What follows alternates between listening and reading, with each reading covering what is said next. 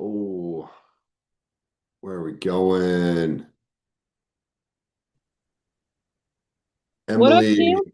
Tazo, what's up? How are you guys? Good. Huge adrenaline rush. Just got done doing some late night cardio at the cemetery. Nice. Hell yeah. Love that. Nightmare mode to the minute. All right, we'll talk about that. I think we have like 9 people supposedly joining this, so we'll see where everybody is. Anyways, Oh, ooh. we'll just kind of get right into intros and all of that. So let's hop into we'll go Emily, Tasso, Amy, and then Diana. So Emily, who you are, where you're from, what you got going on? My name's Emily. I'm in Nortonville, Kansas. I work in HR and finance, and I am currently working on a bodybuilding program with some people I've been trying to work with for 5 to 6 years and looking to start a business soon. Fuck yeah, love that. All right, T, my man, how are you? Give us a shout if you're on mute. Tasso, you there? All right. Tasso's in Canada. Maybe he's driving, maybe he's doing whatever else. That's fine. We'll chat about that after. Amy, what's up? Give us your intro. How are you? Hello, everybody. I'm good. Amy from Alaska. I have a radiology consulting business, cover the state of Alaska, trying to mitigate safety and all that fun stuff. That's, Yeah. yeah. Tasso, you're here. What's up? Give us a quick intro. Sorry, Tasso, photographer slash photo retoucher from Toronto, Canada. Just trying to get some dinner going. It's a long day. Got a steak going, and yeah, just trying to negotiate a recent separation from a marriage of 30 years and grow my passion for portrait photography into a thriving business. Oh yeah, love that. Miss Deanna, how are you? I'm good. You said do a little intro. Yeah, who you are, where you from, what you got going on? I'm Deanna from Chicago suburbs, Illinois. Just graduated college in December, starting my first full-time job doing tech sales in about a week. And yeah. Oh yeah, okay. Emily, what's up? Say hello. Hi, I'm Emily. I'm in Charlotte, dog trainer. There you go. I love it. And Joe, what's up, man? How are you? I think you're on mute too, buddy. All right. Yeah. Doing good. I'm Joe, in Edmonton, Alberta. That's in Canada. Yeah. Starting a business. So kind of got that going on. Also work full time. So yeah. Hell yeah. I love how the Rogers Center is just chilling right there in the background Well, of can you see it? That's sick. yeah. Yeah. Yeah. Nice, dude. Awesome. So a couple Canadians, all right? Let's try not to make too many apologies tonight on the group session. No, I'm just kidding. I'm just kidding. I'm sorry. Anyways, so group calls really for you guys. These are really community based, and I love doing these group calls. You guys give such good advice to each other. I know we all do our one-on-ones, we chat, there's Discord, there's school, but these group calls, not for me. This is for you guys to get to know each other, to share and submit questions anonymously. The format is you submit questions when you RSVP. Couple people had issues this week with the website. If you guys have issues, just send me a message on WhatsApp or anything, just in general, so I can do it. It's difficult being the CMO, CTO, right? The content, the producer, the editor, right? And the service sometimes. So like if you have issues, just let me know so I can fix it and prioritize that. But you guys submit questions and we read them anonymously. I'm gonna call on you guys. If you don't have an answer, just say pass or hey, I don't really have anything. Or if you want to jump in, awesome. Just raise your hand. I think you can just hold your hand up and like the emoji just shows up naturally or not. I don't know. Zoom changes stuff all the time. But the first, as you guys kind of RCP, like we're just gonna go questions. We're gonna go in that order of questions. and who I think it's most pertinent to. I'm probably going to call on you first, and then we'll go from there. Okay. If you guys don't want to answer, if you're just silent, that's really fine too. You don't need to stay the whole hour. You can leave 10 minutes in. You can come back if you want, but I like to keep it small, group oriented, mostly to clients, alumni. Sometimes we get strangers from the internet, which is great. But this is really for you guys to connect and network. So put your socials in the chat. So you can follow each other. If you have a business or you have an idea or you like what somebody's saying, send them a personal DM or find them on Discord and stuff too. Okay. But I do record these. This is the only time that I record these and offer to put it on YouTube. I don't want that to stop you from sharing parts about your story in your life. Or if you just don't want your name on the internet on my YouTube channel, I'm not going to put it on social media, but I do put it on YouTube and I share it with our community so other people can see and listen and hear that. If you don't want that to happen, you don't want me to post it, let me know by the end of the call. Okay. I have no problem with that as well. So, any questions? All right, sick. Let's get into the first question for the night. Question number one, what is the problem in your organization, career, or home that everyone has learned to live with, but no one has actually solved? For example, turtle, talkie, ham radio communications are hard. Amy, I gotta call you out on that. What do you, can you explain that? I'm calling you out. What, I don't even know what that means. Oh, we need ham radios and they're hard. I don't know how to make a ham radio. That's Okay. it. We need ham radios. I live in Alaska, so I have a sat phone. And so or not a sat phone, but I have a Garmin. So we have an InReach. I think everyone needs an InReach. But I don't have a cool one. It's not a turtle talkie. Anyways, that's All my right. 2 cents. So, Comms are hard, everybody. yeah, so you're trying to start a cult up there in Alaska. I get it. No, not Cool. a cult. I just need a garden, but I have a black thumb. I need helpers. And, I'm tired, Cameron. I'm tired and it's dark up here and I need friends. There we go. Yeah. Guys, can Very somebody, much so. Okay. do you guys remember Ninja Turtles and the Turtle Talkies? Yeah, yeah. But your second question is legit. We're gonna move to your second question, right? So if we removed budget, ego, and titles from the equation, what would your life look like? So let's turn that into an ego thing, right? Where does your ego get in the way on a day-to-day basis? Tasso, I want to hear from you. I feel like you got some wisdom on this. Where doesn't it get in the way? It's usually creeps up once you're aware of your ego, or once I became aware of my ego, it's easy to to kind of be mindful of it on things that might be confrontational. It's on the sometimes the little things where it creeps up could be like talking to your ex, and there's emotions built up there and you kind of lose a little bit control. Uh it could be something that's near and dear to your heart and you have a slight disagreement with somebody and it comes up in a conversation. That's where I find I'm trying to be more mindful of containing that ego. And the other thing is too is I realized this not too long ago is we all have opinions, right? And we can try and share those with people. If we're trying to impose those opinions or share them more than once, uh, that's when I realize that ego's coming into play. Like, share it. If they absorb it, if they like it, great. If not, just back off a bit, right? Yeah, Repeating things over and over again is kind of your ego. So I like that. every day. Emily H., how would you define the ego?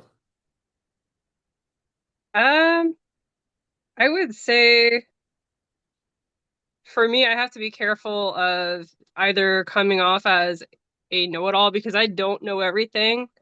There's some kind of a famous quote about you can even learn from your enemy. Like, even the person you loathe the most, there is something to be learned from that. And if you're too prideful to acknowledge it, you're going to miss out on something that could be really great. I like that. It's good wisdom. Miss Deanna, what do you think? Ego, what is it? When does it show up for you? In my life. Yeah. I think actually when I first heard this, I have two sides of it because I think like Tasso mentioned in breakups, it can come up a lot, especially if you feel rejected, like you take that personally and that's your ego. But I also feel like sometimes in my life, it's the lack thereof, which I know maybe I'm thinking of the wrong type of not ego, but like just self-worth, feeling like I don't deserve to be in a certain place or be able to do a certain thing. So maybe there's a healthy ego that's important to have, and there's maybe a spectrum. And in my case, I think I fall on the side of the weak ego. Meaning what? Like, what is a weak ego? Like just struggling with self-worth, but maybe that's confidence and not ego. I could Okay. be confusing the two. Okay. That's a great segue. Brian Ortiz, what is confidence? How do you get it? Where does it come from? Huh. Confidence comes from yourself. And I think it's a process. It's for me, it's believing that I'm worthy and pumping that that stuff in my brain that was not there before, the old ideas um and just repeating that every single day. I'm confident, I'm worthy, I'm loved. And just and it becomes that becomes your new language. And because you always were confident, you just, had those negative things in there that you pumped in there. And so yeah, and it's just moving that and staying there and continuing the ascent. Love it. Joe, how do you get confidence back when you feel like you've lost it? Yeah, I think breakups, especially, are tough. Usually, confidence goes in the gutter, especially if you're the one broken up with. I think it's just a daily thing. Kind of piggyback on Brian, like just kind of continue to do the work, the grind. Tell yourself you are enough. For me, I found the gym was pretty helpful, kind of getting that ego, I guess, and a little bit of confidence back. Um, but yeah, it's up and down. There's a lot of times where my confidence is through the roof, and I feel like I can approach anyone. And there's times I don't want to leave my room, so it's just ebbs and flows of life, I think. So trying to get a steady balance. I like that. I like that a lot. Does anyone else have anything they'd like to add on the ego? And I was gonna add for the confidence, a lot of Canadian beers. That usually helps too. Yeah, suppress your immune system.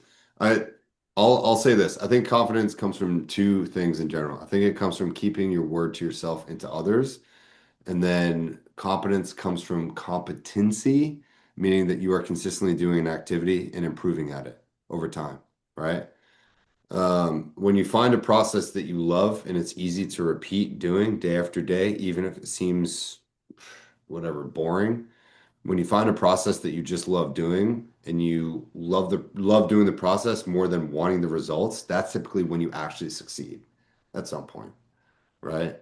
So like think about confidence is the same way. You can be confident in whatever, going to the gym, but maybe not confident in jujitsu. You can be confident in relationship, but maybe not confident in approaching women at the bar because you're newly single. Confidence comes in many different forms, but the continuous evolution of just staying consistent and finding a process that you love to do, that's what breeds confidence over time, right? A lot of people like to explain that in this very simple way. You've probably heard it before, but fake it till you make it, right? I don't like platitudes. You guys know me by now, but like when people say platitudes to me, my brain turns off. It turns to fire, actually. I hate when people just say things like that. Anybody else on the ego? So I think I had to ask Ava about this question. So I actually asked her last week, Ava, how do I ask for help? Because as you know, Cameron, people like us, we're the fixers, and we don't know how to ask for help. And so that we're the people that we go to when we have the problem. We fix the problem, we go to the people with the problem, and we say, here's the problem, we've got it fixed, this is what we do. And so when we have a problem, we don't know how to ask for help. And so sometimes it's as simple as saying, hey, can you sit with me through this when you can't move, when you're stuck? It's as simple as calling someone that you trust to just sit with you on the phone, to just sit with you on FaceTime and just be with you in those moments when you can't get out of bed, I had a migraine all day today, so I've been in bed with an ice pack on my head. So sometimes you just need somebody to sit with you until you can move again. So that's where you just have to put your ego aside and ask ChatGPT, how do I do this thing? And she's like, so Cam, she's actually deemed us as two stoic idiots, because which tracks, right? Yeah.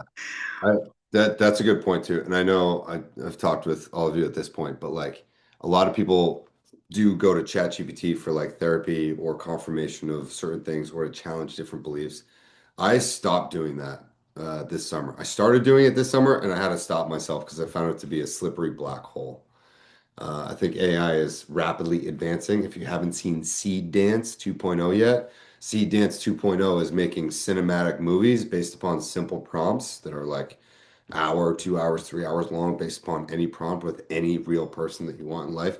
So AI is really just taking off. It's about to kill Hollywood if you haven't seen that. But my chat GPT is nature. I go to nature and I sit in silence and leave my phone in the car, whatever else, and I will just bathe in nature. It's called forest bathing. Okay. So a concept, if you feel like you have too much stimulation, if you're always going out to different things, I forget the Japanese word for it, but it's called forest bathing. And turns out I've been doing it my entire life. It's kind of my thing, I think, where you just go out in nature, and nature has a very specific frequency that actually harmonizes you and it stabilizes various emotions that you have based upon energetic frequencies. Okay. I'm not going to go into it in this call. If you want to know more about it, we'll talk about it in our one-on-ones, but look up the Japanese term for forest bathing. Right? Does anybody know it? Just throwing it out there.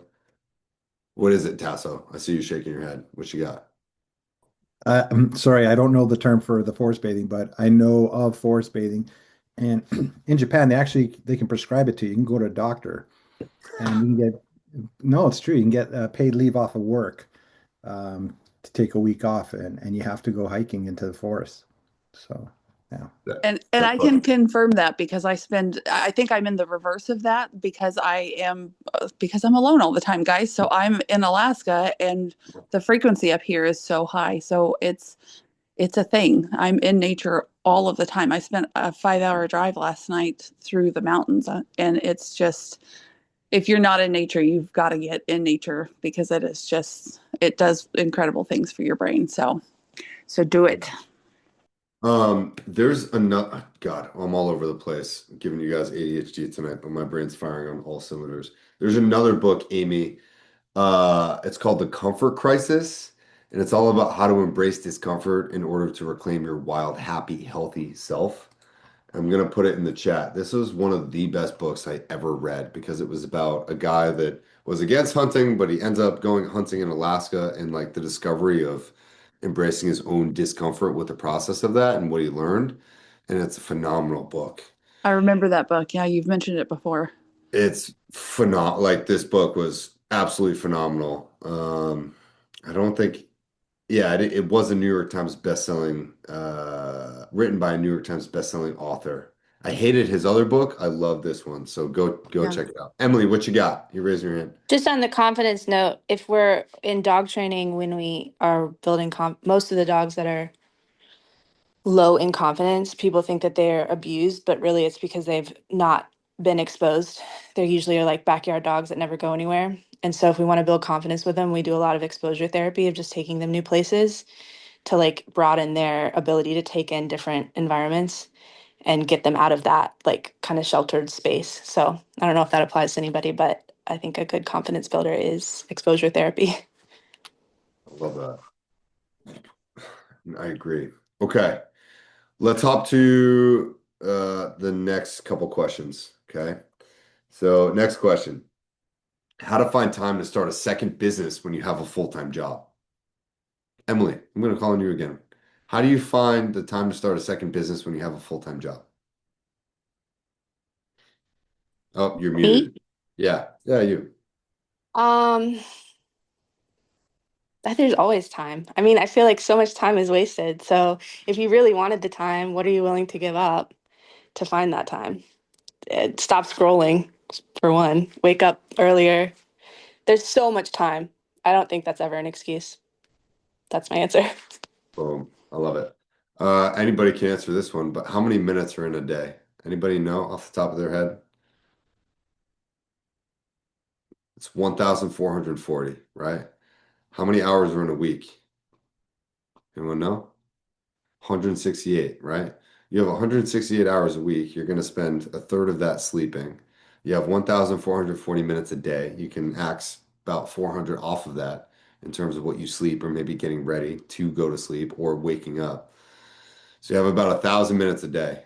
Think about it that way. Think about it that way from a budget perspective. If you had $1,000 to spend, what would you spend it on? Okay, that's what you have every single day. It's a replenishable resource, that time, but you don't get it back. Okay, and you got to spend it. So I want you guys to think about it from that perspective is like you can always start a second business. You always do have that time. But it's you have to make the time to do it. It doesn't matter. You don't need to spend 3 hours to do it, but if you spend 10, 20, 30 minutes writing a blog, building a page, recording a podcast, making a piece of content, like I try to drop a bucket of rice, a piece of rice in the bucket every single day with my business. Whether it's a call or a piece of content or a blog or one website change that people won't see or editing something, I try to do one thing every single day that moves the needle forward. Over time, that's how I started a business. I've been doing this for 6 years. I didn't even have social media for the first 4.5. And then I started creating content, and now it's built into more of a really big community, right? So it takes time, but that time needs to be displaced over a long period of time as well. Okay. Anybody else? How would you start a second business when you have a full-time job? Anthony, I see you're here. What you got? Yeah, so I mean, sorry about that. I can comment on the time thing because I just did this like from a practical perspective. So what I did is I was on a coaching call, different one, and they were like, "Yeah, so what you want to do is you think you don't have time, you actually do. You just choose, like Emily said, what you say no to. And I want you guys to log your activity in 30-minute increments, and then you're gonna see like where your time is wasted." So I was traveling to Panama City Beach and I wanted to work, and I paid for like a co-working space. I promise you, like if I pretend that I'm paying to work, I wasn't scrolling, I wasn't bullshitting. I got a bunch of time. I logged 30 minutes and I was like, dude, this is amazing. So that's what I had to add as far as like the time thing. I think time is everything. Starting a second business while doing like having a job already is definitely hard. I mean, I don't know. I got one. I run one business, and I'm trying to be the best at that. And maybe start that second one. Second, I mean, I don't know much about scaling. I'm not Alex Ramosi. I just listen to him, but I feel like he might say like, probably get really good at one thing first before dividing your already limited attention. My thoughts. Mm-hmm. Okay. Okay. I like that a lot. I'm gonna show you guys something really, really quick. Let me see if I can do this whiteboard. Here's how I schedule time. Did this work? Can you guys see a whiteboard or am I just screwed? Okay, here we go. Boom. Here's how I will schedule my time. I write this the night before. Amy, I think you've seen this. A couple other of you guys have seen this. But here's how I would start hacking your time. Okay. So let's say you want to wake up at 05, right? We're gonna go military time because it's easier. I think so. 20, 21, 22, right? I like doing this the night before because you can start to see exactly how much time that you have, right? But I take an 8.5 by 11 piece of paper or a page in a notebook, and then I do this. There's my time schedule for the next day. Top right column, right? 5 things I absolutely want to get done tomorrow, right? Next column down here, right? 5 things I am not going to do tomorrow, right? Just kind of a reminder for yourself, whatever it is, okay? Anyways, here's what I would do. I would fill this out first. The 5 things that you absolutely want to get done tomorrow. Those are the most important things, right? 1, 2, 3, 4, 5. Boom. Say in black, you write the 5 things that you're not going to do tomorrow, right? Boom. Maybe you come up with 6. Awesome. You're going to take these 5 things that you have here and you're going to write them. Okay. When I get up, I'm going to do that. At 9, I'm going to do this. At 12, I'm going to do this. 17, I'm going to do this. And then at 8 p.m., I'm going to do this. Next come all the other important things that you need to do throughout your day. You're going to write this out hour by hour, right? And the whole point of writing this out the night before you do it, your brain's going to marinate on exactly what it needs to get done tomorrow, and it leaves 0 time for BS in between here, right? Every minute, every hour of your day is almost scheduled. I don't really like routine. I don't like schedules. But this, when I did this consistently, I always saw these things get done. And these were always the things that moved my life, my business forward. Does this make sense to you guys? Super easy. I dumbed it down for myself wherever I learned this from. I can't even remember, but I've been doing this for so long that it's like I just write this to myself. Like it's 8 p.m., almost 8:30 at 9 p.m. Tomorrow I have off, but I already know what I'm going to do. If I really want to schedule my time and make sure that I get these things done that move my second business forward, I'm going to do something like this.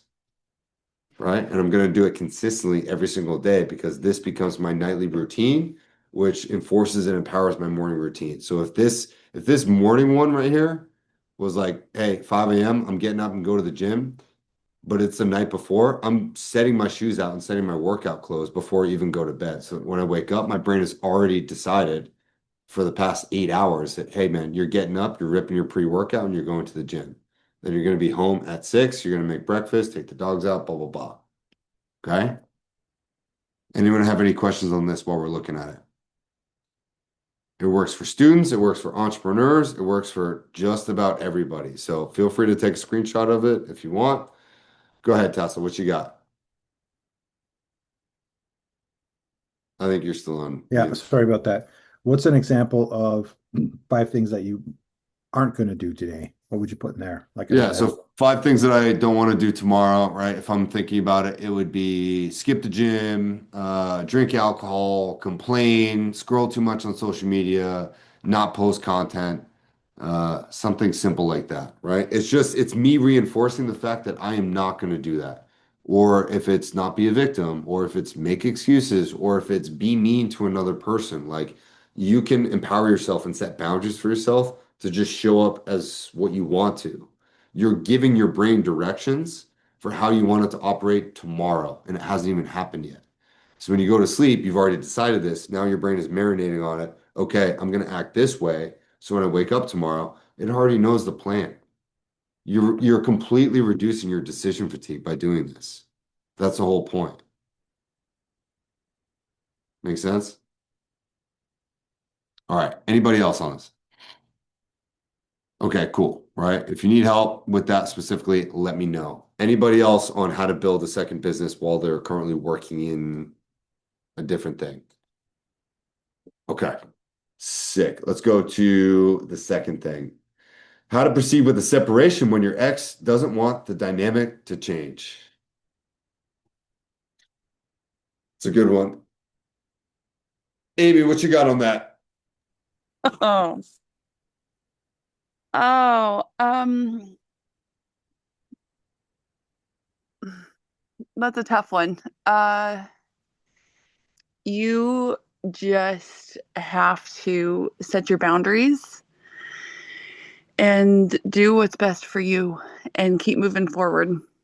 And talk to Cam, really, and connect with me. I can't mention everything on here, but just set your boundaries and know that you have to move forward just immediately, because it doesn't get better if you try to pander to them. You have to move forward for you, and they don't get to hold you back for them anymore. Cam, you can probably say it nicer, because I'm probably going to say it not nice.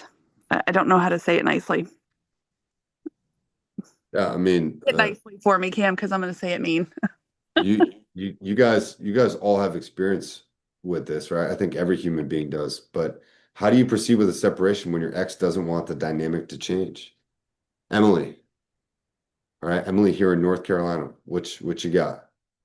I mean, I would say, I mean, I don't know the situation, but if it's not an abuse situation, then just put some timelines on certain aspects of it and commit to those and stick to them. So, like, if you're saying like, okay, this is happening and I'm going to move out by this date and commit to that on your end, it's okay to let somebody have a little bit of like restabilization of themselves when they're also receiving bad news and their life's going to be turned upside down. I think you can be kind about it. Don't ghost them, but be firm in that this is your decision and try to communicate how you can both have a mutual untangling that causes the least amount of damage. And if that's not possible, then just say, here's what I'm doing. And I'm letting you know on this date, I'll be out. On this date, I'm getting my stuff, whatever those things are. I would agree. Has anyone read the book Codependent No More? I'm gonna post that book in this chat, but there's a really, really good book on this called Codependent No More. But codependency, does anyone want to take a stab at explaining what codependency is? When somebody uses your nervous system to regulate theirs. And when that happens for too long, guys, I will tell you, it will, if you don't stop it soon enough, your nervous system will pay the price. And I actually had a crash over the summer, and not a crash, not a car crash, but like my body shut down. And if you let it go on for too long, your body pays the price, and you just can't. You have to set those boundaries up, make them firm, or your body will just shut down on you. Yeah. Yeah. I made a piece of content earlier, and I don't know that it was the most coherent piece of content I've ever made, but it was about disrespect. And I think that there's probably some correlations between codependency, disrespect, and boundaries. And I would like to journal about those three things specifically because I don't quite know what I'm going to say, but I'm going to try to stumble through it. I think a lot of people think they set boundaries when they actually don't. And I think a lot of people allow others to disrespect them, and then they self-sabotage and blame themselves for not setting boundaries, but they almost people please in a way that makes them codependent to another person. Codependency can mean a couple of things, but the way that I am referring to it here is like you enable somebody else to feel a certain way. That's a form of codependency as well. And that really shocked me when I read the book because I didn't know that I was also enabling other people to act a certain way. And once I realized that, holy shit, I'm not cutting these people off. I'm doing them a disservice by continuing to allow them to feel or say or act a certain way. That was a big realization for me and it allowed me to let people go and cut people off faster. When I realized that I was actually the problem, I was enabling this person to be the victim. I was enabling this person to chastise me or blame me for XYZ. And when I realized that I could cut them off, that I was actually saving them, right? Instead of continuing to perpetuate this sort of victimhood, that became a very, very powerful thing. Does that make sense to anybody? Okay. Yes. What you got, Emily? Give me some comments on that. So I feel like one of my past relationships, this is actually the one I ended up filing a restraining order on like last Valentine's Day. I let his behavior go on for so long that it was actually a service to him when I did like let him go. And when I finally did file the restraining order, because when I actually sat down and wrote out all of the things he was doing for how long I let him, I wasn't doing him any favors by just letting him continue on. I I agree. Are you guys familiar with like codependency and the fact that codependency is like you are controlling other people, right? Do you guys understand that about codependency? So like Yeah. Amy is correct that when others are using you to regulate their own nervous system, or you are using other people to regulate your own nervous system, it's a two-way street, right? And a lot of people call this toxic relationships, and they use buzzwords like, oh, he's gaslighting me, or oh, they're a narcissist, whatever else. In fact, it's really just kind of an umbrella term of like codependency. Someone else is enabling themselves to act a certain way towards you, and you're accepting it, and you're allowing them to do that, or even empowering them to do that. And as soon as you guys both realize that, that's the thing that cancels it out. And then you go, oh my God, this is unhealthy. And then you can actually detach from that situation, right? And so the other aspect of codependency is a term called unrequited love. And unrequited love is the point where you don't realize that you're being codependent towards another person. You feel like you need this other person so that you can give yourself permission to feel a certain way. And that's also unhealthy, right? And that's why people really have a hard time getting over their exes, because it's like, oh, this was the only person my nervous system felt safe with and regulated. And really, that process of withdrawal from your own nervous system is fucking you up, right? It's making you think that you need this other person in order for you to actually feel safe and okay, when majority of your life you felt safe and okay entirely by yourself, just under the comfort with your parents or around close friends, whatever it was. Now, this person that you've known for a couple months, or maybe a couple years, to maybe a long time, your nervous system has bound itself and wired itself to this other person. So you have co-regulated two different nervous systems to be on the same frequency. So when one person pulls away, now your nervous system is fucked up. So when it comes to breakups, I like to teach people about the nervous system way more than anything else, right? Brian, you're shaking your head. What you got? I'm just agreeing with you, and but the codependency, along the same stuff I've heard is getting my happiness from somebody else, and Mhm. it's like it's like an addict, and they allowing and I had a thought and it was gone. Yeah, just finding my self-worth in somebody else and finding my happiness because of somebody else. It could be a kid, it could be a relationship, it could be whatever, and um that's backwards, man. Our self-worth got to come from us. Mhm. It's awesome. Deanna, you're also shaking your head. What you got? I feel like there's some good thoughts there. I'm just in agreement, but I think what helped me when I did feel like I was codependent on someone else was I've read Pia Melody's book on codependency, and she really hones in on understanding why you have that wound and like tracing it back to your childhood, because it's not that you're born broken in this way. Like it was a survival mechanism for you, and your body did the right thing to have that codependency feeling, and now you just have to go backwards and undo it because it's affecting other people and affecting your relationships. 100%. Okay. Emily H., what you got there? I feel like you got some additional things to say. Oh gosh. I have to work really hard not to be codependent and not to find my happiness in other people as well. Um, and I definitely know that that stems from my childhood. Um, but it's also something I'm self-aware of and have been trying to reprogram myself on. Nice. That's about all I have. Okay.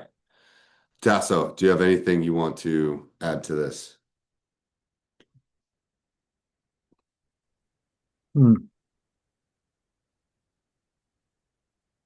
I like the thing about boundaries. We spoke about setting boundaries to kind of end the codependency aspect.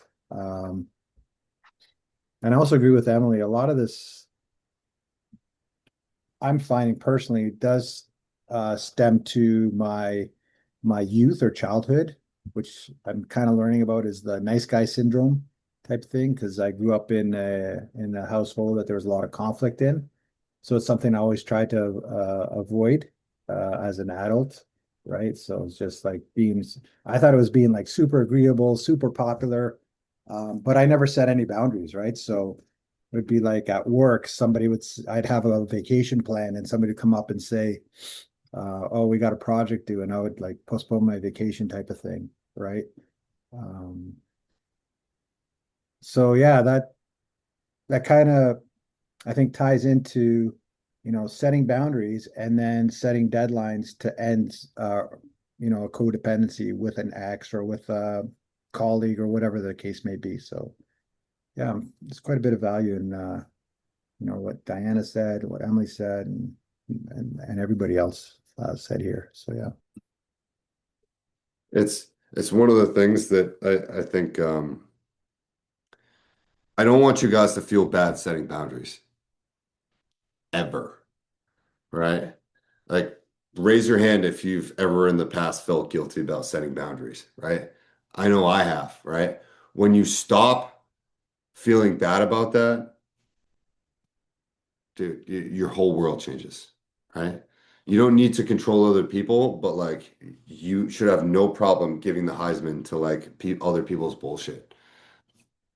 Like you shouldn't feel bad about that. That should be empowering. And that's why like once you're like, whatever, like fuck you, peace, and like you walk away, or like that's the greatest feeling ever, right? Especially one of you guys, Brian, I'm gonna celebrate you, right? You have finally just like completely detached from the ex, and you've just been like, peace out. I got stuff I'm working on, and it's amazing to see, right? Joe, you've also done a fantastic job at like building a business and finally just getting over and be like, all right, fuck it. Like I'm moving on. Amy, so have you. Like a lot of you guys have done the work to the point where you've just been like, all right, see you later. And you move on. You set a boundary and you're just like, nah, you fuck it, leave it in the past. And then you move on and you move forward. What really is the most exhausting and fatiguing thing in the world is when you continue to allow someone to leech your energy as you move forward in life. Cut people off, let them go. Your back will be lighter and your energy will be more fluid. I guarantee it.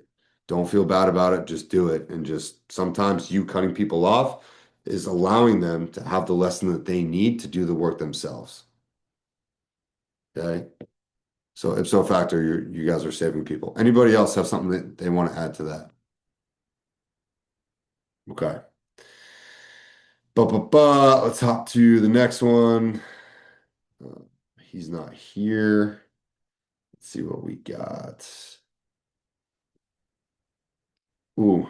Should you wait a certain amount of time to date, or is it better to be emotionally regulated, healed, etc.? Who wants to take a stab at that? Emily in North Carolina, what you got on that? Should you wait a certain amount of time to date, or is it better to be emotionally regulated and healed, etc.? I don't know that I have that answer. Okay. I don't feel like if I don't, my go-to answer would be to wait. Everyone else says not to. So Okay. There's no wrong answers here, right? Joe, up in Canada, what do you think? Should you wait a certain amount of time after a breakup to date, or is it better to be emotionally regulated? I think yeah, just get out there and see what's going on. For me, my past relationship, I was kind of off and on, so I was kind of waiting for her to commit back to a relationship, and I think that just delayed the whole healing process a bit. So yeah, I think once you're done with the person, either whoever ends it, I think it's important to just kind of get out there and yeah. It's awesome. Okay. Anthony, what do you think? Is it better to wait after a breakup, or should you be emotionally regulated and healed, etc.? Um, I don't disagree with Joe's take. I have a different spin on it, at least from my personal experiences when I broke up. I think I like to reflect on where things went wrong, not to try to fix it, not to ruminate really, but just like, like why did I let this go so far? When, it wasn't a good fit. So I personally need that reflection period. And then also personally, I want to show up the best self that I can be for whoever it is that I meet, because I want to not to really impress, but I just want like I like that that's how I love. It's like, hey, you're gonna get the best version of Anthony today, and then you're gonna get Anthony 2.0 probably in 5 years when everything's better. So from that perspective, I want to at least reflect. Emotional regulation, I mean, to me is everything. Like if I'm not emotionally regulated, like I can't work well, I can't sleep well, I can't build relationships well. So I mean, if God puts like the perfect woman in front of me and I'm not emotionally regulated, I'm sure it'll work out, one way or another. My 2 cents. Hmm. I like that a lot. Okay. Let's hear from the ladies. Deanna, what do you think? Should you wait a certain amount of time to date, or is it better to be emotionally regulated?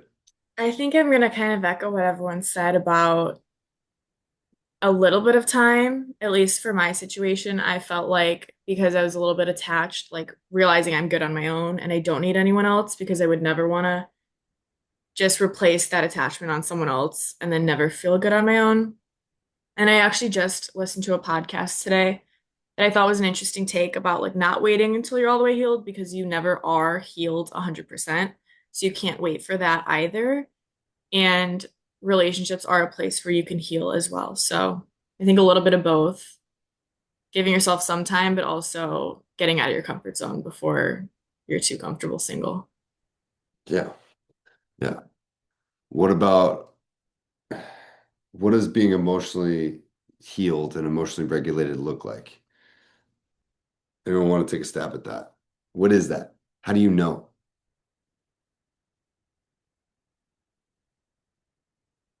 Right. I love asking these hard questions. Tasso, what do you think? How do you know when you're emotionally regulated and healed? I think you know that point is when you sit there and you look at yourself critically and say, would I date that person? Does that person have their shit together, their career together, their health together, all that stuff? Are they successful? Are they, all those things? And if you say that about yourself, then I think you're in that space where you can say, yeah, you know what? I'll start up a relationship with somebody. Um, I think personally, from my standpoint, I've jumped into relationships rather quickly without having done that work. And the relationships end up being more of a distraction, which kind of hinder me from doing the things I need to do to get in that spot where, you know, I should be before I get into a relationship type of thing. Should be. Sorry, I'm doing a lot of talking, but you guys are reminding me of really good things, and I have to get this stuff out. Let's start eliminating words like should, would, could. Okay? Because what you're doing is you're comparing yourself to where you think you should be at any given moment in time. And comparison is the thief of joy. We've all heard that. When you compare yourself to what you should be doing or whatever else, right? Like, oh, I'm 36. I should have my shit together and I should have a family. Now I'm just causing guilt, shame, and regret to recycle in my body for not being where I thought it would be, right? Telling you, I promise you, you're exactly where you're supposed to be in this very moment. Where you're going to be 5, 10, 15, 20 years from now, you're going to be exactly where you're supposed to be. There is no right or wrong. In 80 years, you're going to be dust, bone, and ash, and it's not going to fucking matter anyway, right? Hardly anybody's going to speak your name at that point, and maybe you have a tombstone, and all people are going to read is the date that you were born and then the date that you died, right? Everything in between that little dash, that's for you, man, right? That's for you. So don't waste that dash with all of this guilt, shame, and regret. Just be like, fuck it, man. I'm having a good time. Everything's made up. Nothing really matters. That's one of my mantras that I say all the time. So have a little bit of fun. Give yourself a little bit of grace when it comes to that. But don't also think that like being emotionally regulated or healed is a finish line. Raise your hand if you ever said to the universe or your gods, if you were like, okay, I'm ready for a new relationship now. Feel free to bring it to me whenever you want, right? Just bring me the perfect person. And the universe was like, okay, cool, perfect. Here you go. Here's the perfect match for you. You're going to live happily ever after. Fucking never happened to me. I always met my next great relationship at like seemingly the worst time of my life where I was like, I'm not ready. And the universe was like, too fucking bad. You got lessons learned with this person. Do your thing for a couple years and then get your heart smashed into a million pieces and then grow into the next thing. And it was like, okay, Roger that. Got it. That's how it happens. Message received. It's what? Message received. Yeah, it's like the universe has such a good sense of sarcasm because it's like, oh shit, you're not ready. Hey, we're gonna send out this really, really good, perfectly curated arrow to like hit you right in that little chink in your armor. And you're like, fucking got me, right? Anyone ever seen Monty Python and the Holy Grail? Yes. Right? You remember how one of the knights just catches an arrow right into the eye? Like that's how the universe sends you relationships. It gets you right there when you're not looking, and you're just like, God Why? Right? Yeah. So you will never be ready. You will never be at the proverbial finish line before the universe makes you meet the right person, which is why I just preach authenticity. Go live your life. Go to Brazil. Go take that crazy trip. Go start that business. Do stuff before you're ready. Because if you try to be ready to start the finish line, you're going to lose momentum. You're never going to get to that point where you're like, okay, I'm ready to do this. Just jump into the pool. Make sense? All right. Sorry, that was a long tirade. But anyone else have anything to add specifically from that? Joe, what you got? Yeah, I got a question on that. So I typically go in head first, not really thinking about stuff. Like something comes up, I'm like, yeah, I'm in, I'll do it. Are you in relationships, like things move usually pretty quick. And then if things don't work out, if it's something that I really wanted to work out and didn't work out, I often like get stuck in the past, like, oh, why didn't it work out? Or so how do you kind of, get back on the track of like just doing things and moving forward, I guess. Yeah. Best mantra in the world is I never lose, either win or I learn. Right? Mm, Everything yeah. that you do, I never lose, either win or I learn. Some clients that I've seen make really, really tough decisions on a repeated basis over a long amount of time. Uh, I'll tell them to just start acting like everything they do is the right decision. Okay. And that's like, I don't think that that's a great long-term strategy for life. But like short term, if you find yourself in a rut, I would just be like, fucking everything you do for the next 2 weeks is the right decision. Don't overthink it. Just make a decision. Indecision is the only wrong thing to think about there. But everything you do for a certain amount of time is the right decision. And just put that in your head and watch how things change. There's no hesitation, there's no guilt, there's no shame, there's no regret.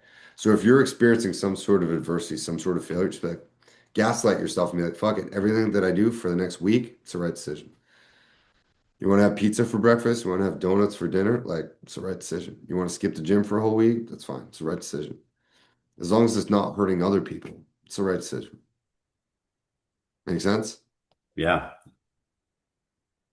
Try that. I'm telling you, gaslight yourself into thinking that way, and it's a phenomenal, phenomenal way to think for a short amount of time. Cam, that's kind of how I travel. I think I would give you anxiety if you if you saw how I travel. That's how I live my life when I travel. That's how my whole trip to Germany was like left or right? Left. Ah, look, there's a vintage like wine antique store, bookstore. Perfect. That's where we're going. And I spent like an hour on the floor looking at books. It's you always end up exactly where you're supposed to be in the most serendipitous and random ways. And you meet exactly who you're supposed to meet at the most random and perfect time. You just have to let go, let God, and just know you're going to end up exactly where you're supposed to be. Sometimes it's at the wrong airport because your flight went in the wrong direction, and you're just like, okay, here we are. So that's a perfect segue. Perfect segue. How many of you guys have been on a vacation or a trip with somebody that's planned out every hour of the itinerary, right? Just general show of hands. Even if it was you, your significant other, pretty much everyone has been there and done that, where someone has overplanned a trip. When you went on that trip, it probably, I'm going to assume it wasn't a lot of fun because there was no space, there was no time for exploration, there was no time for imagination or adventure because everything was so stringently planned. When you do what Amy does, which is just to experience that epic wanderlust. Hey, let's take a left here, let's take a right here. I'm going to stop at this, whatever else. Amy, your story reminded me of a time that like I randomly took a bus from Florence into Chianti on like a Sunday because it was cheap. And I found a Vespa shop that was open somehow. And I rented a Vespa and I just drove around, going to whatever town, whatever winery, and I got schmammered on a Vespa. And it was like one of the best days of my life, completely on my own, right? I just drove drunk around the hills of Tuscany and I had the fucking time of my life, right? Dangerous as fuck. Wouldn't recommend it, but like I survived. So that kind of feeling is like how you should live your life at very, very specific times. If you're in a rut, live your life like that for a period of time. Don't be so hard Don't on give it. me ideas, Cam. That's all right. I'm gonna go. I'll be on a flight here soon. Yeah, fucking do that. Dude, I'll tell exactly where I got it. Just send me a message. But anyone else have anything to add, sort of on like when you're ready, emotional regulation, being healed? What does that mean? Okay, let's hop into another one. Let's see how much time we have. All right, probably the last one. Ba-ba-ba. Some of you guys don't do it. Here's a good one. Ba-ba-ba. When do I know if I should pursue dating again? Very similar to the last one. What do you think? Deanna, what you got? Diana. I think it's just, at least in my philosophy, God will send the right person. Like, I was not gonna date, not gonna seek it out. And even like, for example, tomorrow, one of my best friends, she knew that I wasn't dating, and she's like, I wouldn't call you if I didn't think that it was a really good match. And still, like, God is sending me people to go on dates with. So I'm just taking that as trust God. And if it's, even if you're not seeking and it's coming, then maybe just try it out. You have nothing to lose. Good. You got a specific timeline on that? What do you think? Time, like after a breakup. Yeah. I don't know. Yeah, I don't know. Brian, what do you think? Specific timelines on when it's okay to start pursuing dating. I just, I just feel whenever you're ready. I don't think there needs to be any timeline, when you're, you know, um, you feel like you're solid. For me, I'm just speaking right now. I wasn't ready to do that because you know, I didn't want to, I wanted to get out there real quick, but I didn't want to hurt somebody because I could very well do that. And I don't want to do that to somebody.